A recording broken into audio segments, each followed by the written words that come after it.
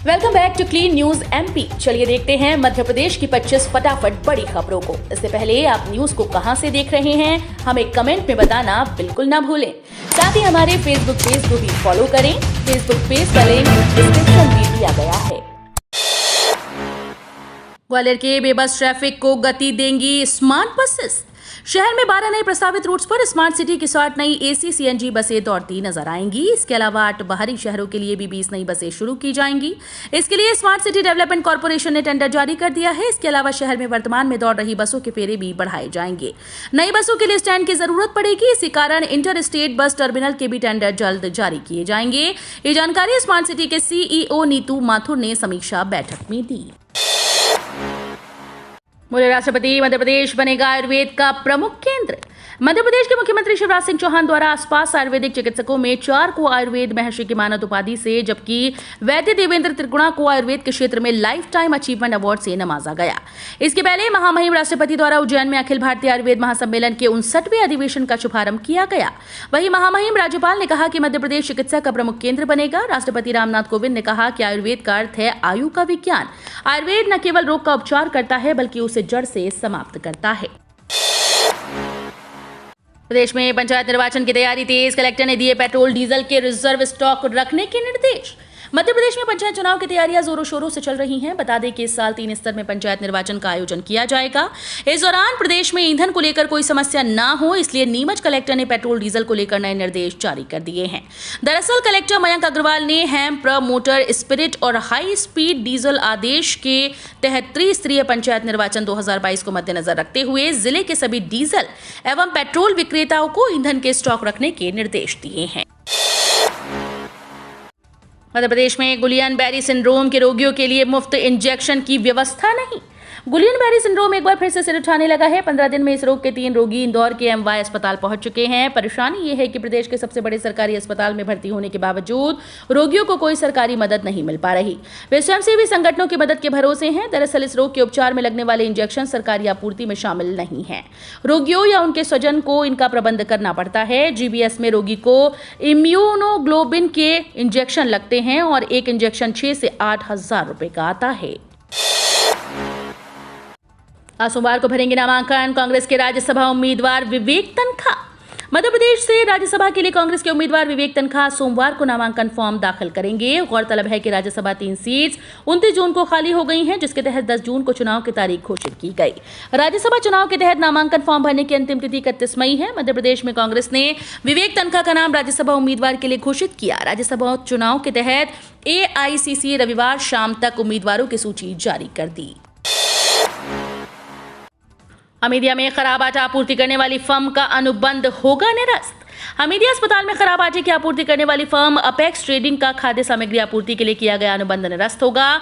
इस संबंध में जीएमसी के डीन डॉक्टर अरविंद राय ने अस्पताल अधीक्षक डॉक्टर दीपक मरावी को पत्र लिखा है। इसके बाद नए सिरे से टेंडर कर आपूर्ति करने वाली एजेंसी का चयन किया जाएगा। तब तक सुल्तानिया महिला अस्पताल में सामग्री आपूर्ति करने वाली एजेंसी से खाद्य सामग्री ली जाएगी। गौरतलब है कि 3 दिन पहले खाद्य सुरक्षा अधिकारियों की टीम फर्म पर पहुंची तो देखा कि जिस दुकान का लाइसेंस लिया गया था वहां पर भूसा रखा हुआ है।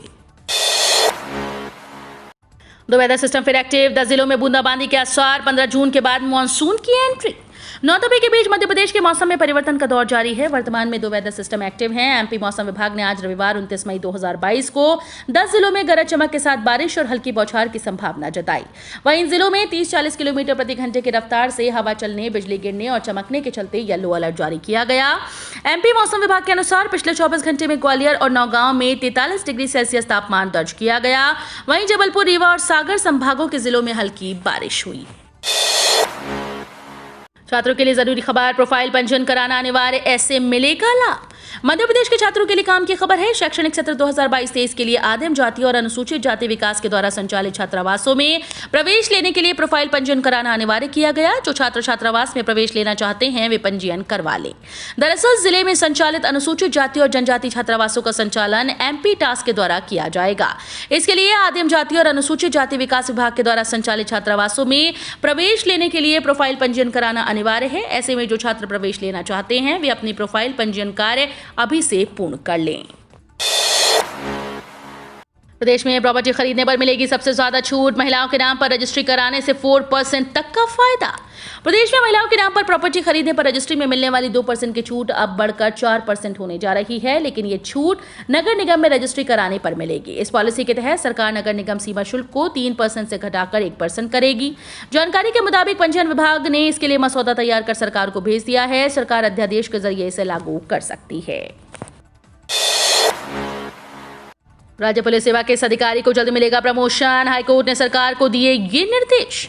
मध्य प्रदेश राज्य पुलिस सेवा के अधिकारी अरुण कुमार मिश्र की पदोन्नति का रास्ता साफ हो गया है। वे जल्द ही राज्य पुलिस सेवा के अधिकारी से भारतीय पुलिस सेवा के पद पर प्रमोट किए जाएंगे। इसके लिए मध्य प्रदेश उच्च न्यायालय ने सशर्त एनओसी भी दे दी है और राज्य सरकार को पदोन्नति से वंचित न रखने के निर्देश दिए हैं। दरअसल मध्य प्रदेश राज्य पुलिस सेवा संवर्ग के अधिकारी अरुण कुमार मिश्र की ओर से हाईकोर्ट में निवेदन किया गया था। इस पर न्यायमूर्ति संजय द्विवेदी की पीठ ने कहा कि आने वाली पदोन्नति में मिश्रा को वंचित न रखा जाए एवं भारतीय पुलिस सेवा के सदस्य बनाने के लिए विचार किया जाए। सस्ता राशन में बायोमेट्रिक पहचान होगी जरूरी। जानिए फ्री गेहूं चावल की नई गाइडलाइन। बायोमेट्रिक पहचान न होने की वजह से सरकारी सस्ता राशन पाने से वंचित उपभोक्ताओं के लिए अच्छी खबर है। सरकार ने पर्वतीय क्षेत्रों के इंटरनेट कनेक्टिविटी रहित क्षेत्रों में बायोमेट्रिक पहचान की शर्त को स्थगित कर दिया है। जिन भी क्षेत्रों में बायोमेट्रिक सिस्टम पूरी तरह से काम नहीं कर रहा, वहां पूर्व की व्यवस्था लागू रहेगी। इसके साथ ही अब से खाद्य विभाग के अफसर राशन डीलर पर एक साथ 4-5 महीने का राशन लेने का दबाव भी नहीं बना पाएंगे। शिक्षा विभाग का बड़ा फैसला, शिक्षकों को मिली बड़ी राहत। एक तरफ राज्य निर्वाचन आयोग के निर्देश पर पंचायत और नगरीय निकाय के चुनाव को देखते हुए राज्य शासन ने प्रदेश के समस्त शिक्षण संस्थाओं में कार्यरत शिक्षकों के लिए घोषित ग्रीष्मकालीन अवकाश 1 मई से 9 जून 2022 तक निरस्त कर दिया। वहीं दूसरी तरफ स्कूल शिक्षा विभाग ने फैसला किया कि सीएम राइज स्कूल्स के अमले के चुनावों में ड्यूटी नहीं लगाई जाएगी। इसके लिए सभी कलेक्टर्स को पत्र लिखा गया है। दरअसल जून जुलाई में मध्य प्रदेश में पंचायत चुनाव होना है। इसके लिए तैयारियां जोरों पर चल रही हैं। हर बार की तरह स्थानीय चुनाव में शिक्षकों की ड्यूटी लगाई जाती है, लेकिन आगामी 16 जून से प्रदेश भर में नए शैक्षणिक सत्र की शुरुआत के साथ प्रदेश में सीएम राइज स्कूल भी शुरू होने हैं। एमपी नगरीय निकाय चुनाव पर आई बड़ी अपडेट। विभाग ने कलेक्टर्स को जारी किए निर्देश, 1 जून तक पूरा करें ये कार्य। मध्य प्रदेश में सितंबर महीने में नगर निकाय चुनाव का आयोजन किया जा सकता है। इसके संकेत मंत्री भूपेंद्र सिंह ने दिए। वहीं प्रदेश में नवगठित 35 नगर निकाय के चुनाव भी कराए जा सकते हैं।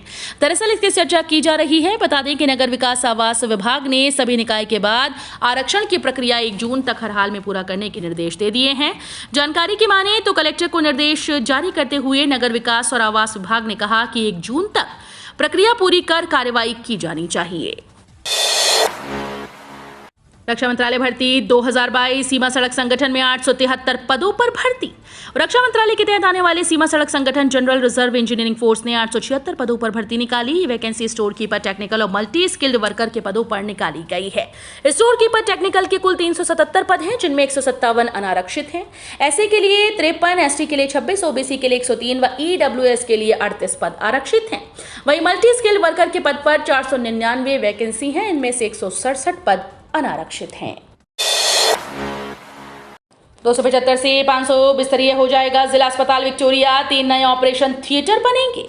सीएमएचओ डॉक्टर कुरारिया ने बताया कि विक्टोरिया अस्पताल को 275 से बढ़ाकर 500 बिस्तरीय करने के लिए उन्नयन कार्य में 48 करोड़ 78 लाख रुपए का बजट स्वीकृत किया गया है।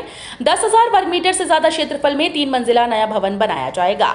भूतल पर OPD, sonography, CT scan, MRI, doctor व नर्सिंग ड्यूटी रूम समेत अन्य सुविधा मौजूद रहेगी। पहली मंजिल पर 16 बिस्तरीय आईसीयू, 14 बिस्तरीय एसआईसीयू, 3 ऑपरेशन थिएटर, डायलिसिस कक्ष समेत अन्य इंतजाम किए गए हैं।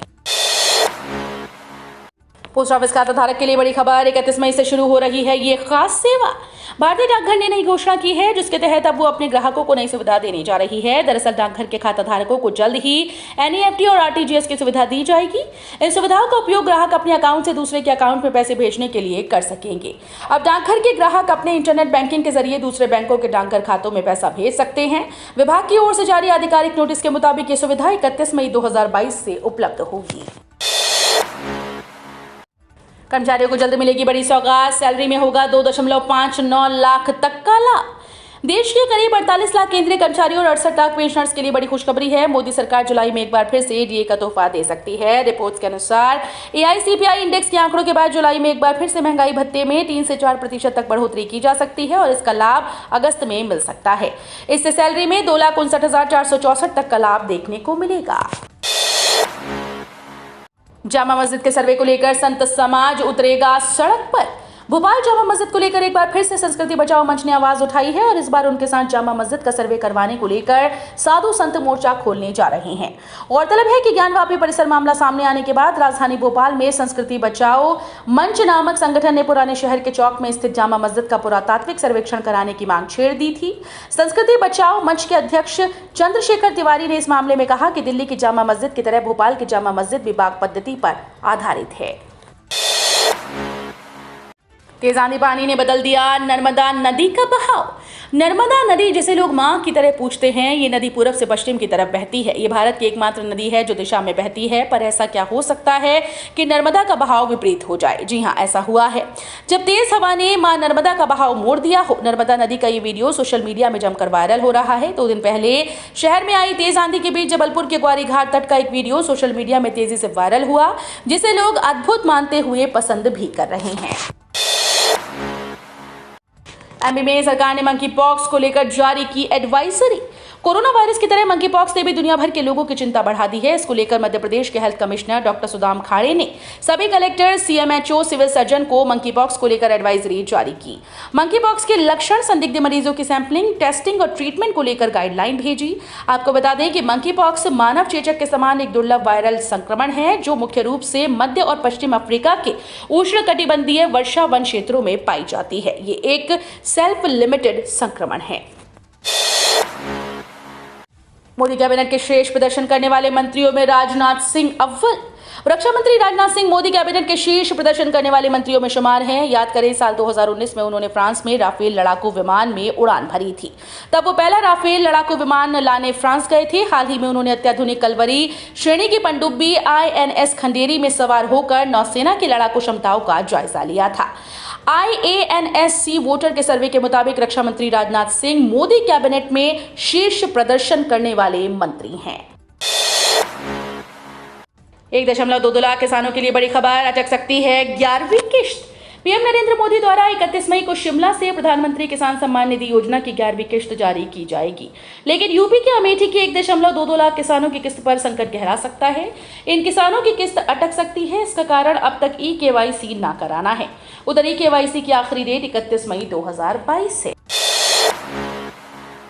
विधायकों को महापौर का चुनाव लड़ा सकती है कांग्रेस, जीत की संभावना रहेगा था।